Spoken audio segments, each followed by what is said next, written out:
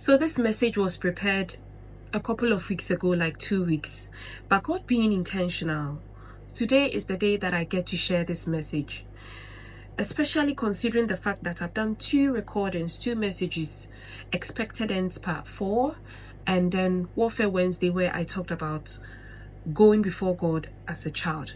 Now, in these 2 messages, I mentioned or talked about our position as children of God, or going before God as children, his child. And with this message, it's just so intentional with God.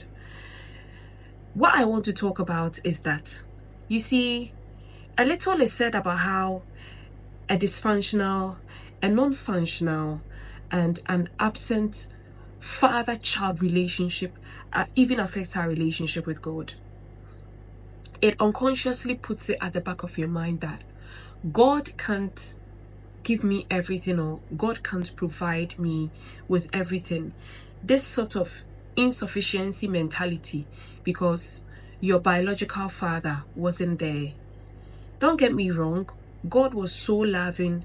God gave me somebody, God gave me a stepfather, but that thought was still there.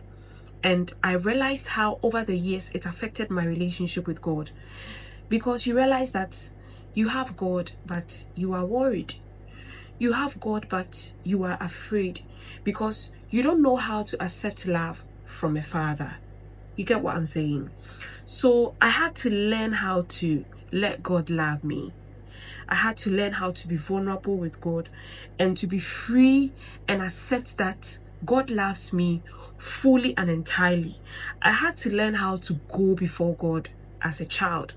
I had to learn how to be that daddy's little girl who is so bubbly, who is so happy in her father's presence.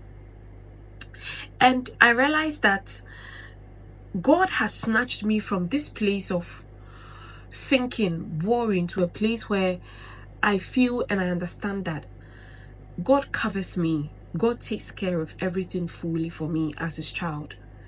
And it is something that I realized over the years that it stemmed from the fact that I didn't have my biological father present in my life. One other thing that I realized with this is that, you see, my stepfather was very good. There was this thing that I always had at the back of my mind, that he doesn't have that full authority over me. I don't know, but it was just there, that the way that with his biological children he would be firm, strict on them and discipline them, wouldn't be the same with me, because of the fact that I wasn't his biological child. He disciplined me, he was very strict, he was very disciplined, but I always felt that full coverage wasn't there. You get what I'm saying? And I realized that over the years, I wasn't giving God that full authority over my life. It was actually God who brought that to my attention. One day God said to me that, do you know that because your father wasn't there to have that full authority over your life, you don't know how to give me that full authority over your life. That is why sometimes I ask you to do certain things and then you take it for granted or you slack about it. And I realize, oh, this is it. This is what is lacking. We talk about the fact that we have given our lives to Christ. We have surrendered our lives to him, but have we given him that full authority? Have you? Think about it. But today, I want to enhance the fact that God is our Father and we are his children.